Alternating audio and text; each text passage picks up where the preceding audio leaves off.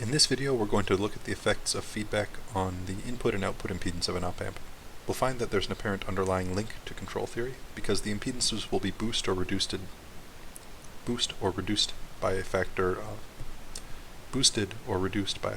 1 plus the loop gain. We're not going to follow that thread all the way down into block diagrams, but it'll be a useful rule for us to remember.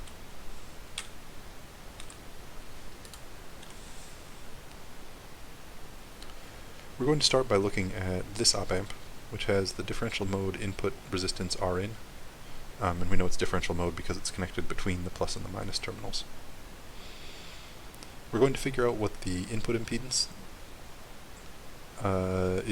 is perceived by the driving source, so what RTH the source sees when it looks into this circuit.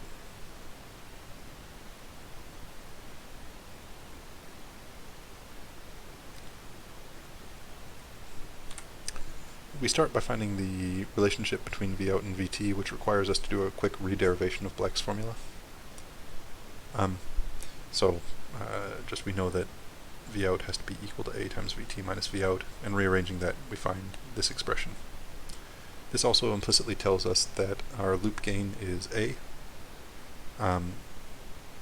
because this looks like L over 1 plus L. And that makes sense because we have unity gain feedback here, so we wouldn't expect any other factors in our loop other than A. We can use this expression, this relationship, to find IT. That's just going to be given by the voltage difference across Rin divided by Rin, and we can substitute this expression in to write IT in terms of just Vt, Rin, and A.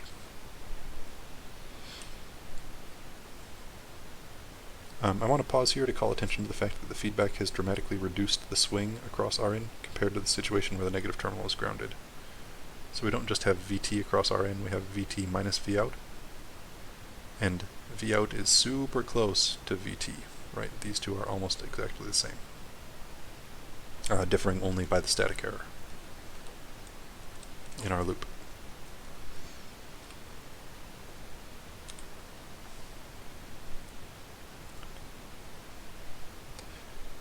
Our Thevenin resistance is Vt over It, which we can find by rearranging the expression on the previous line. And then if you simplify this denominator, we find that our apparent input impedance, RTH, is equal to Rin times 1 plus A. So we've boosted our input resistance by a factor of 1 plus the loop gain. The general principle that I take from this example is that if you use feedback to reduce the swing across a resistor, then its apparent value increases by a factor of 1 plus L. We can see that here because our swing was reduced. V minus is very close to V plus. And our loop gain is A. So this 1 plus A is a factor of 1 plus L.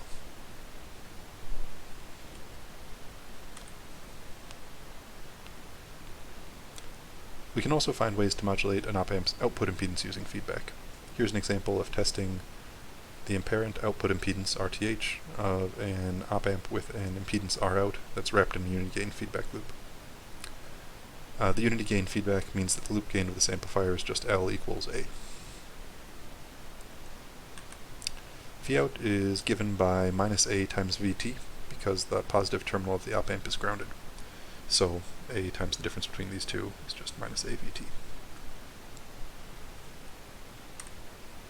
We can find the current IT using the difference across Rout, which is going to be Vt minus Vout, and we substitute in for Vout in order to express this in terms of Vt, A, and Rout. It's worth noting here that the op-amp is dramatically increasing the swing across Rout, because Vout is changing a lot. It's going to swing as far and as hard as it can in order to try to force the Vt value here to be equal to 0.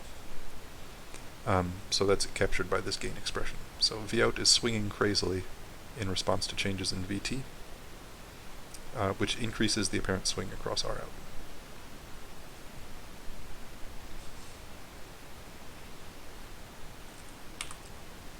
RTH is given by VT over IT, and we can rearrange this to find that it's equal to R out over 1 plus A.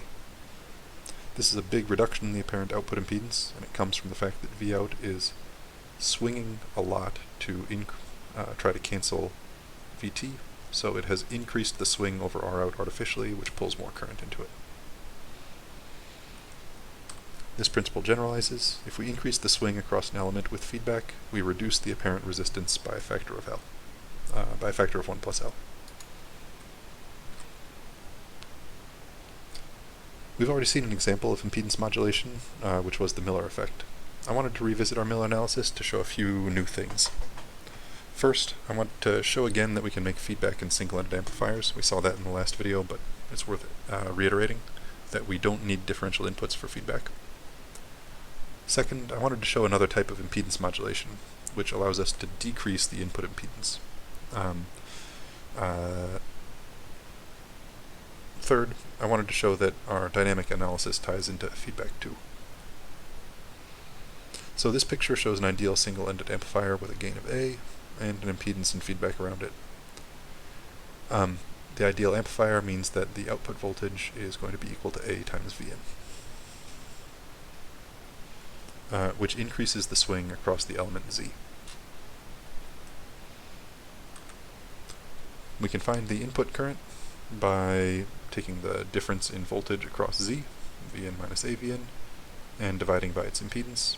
And then we can identify the apparent input impedance Zn by rearranging this expression. It's going to be equal to Vn over In. We see that it's Z over 1 minus A.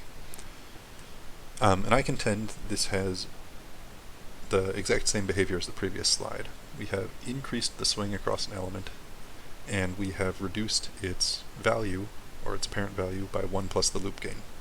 Now, you might say, but this is minus A, how can you possibly say this is 1 plus the loop gain? And the answer is that our feedback loop has a negative sign built into it if we're doing negative feedback.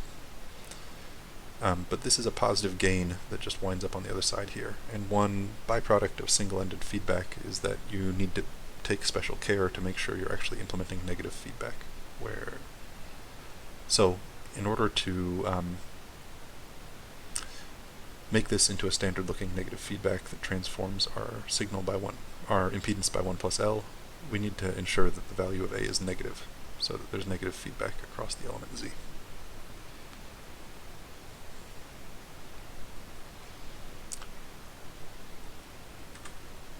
So, in summary, feedback can be used to boost or decrease input and output impedance.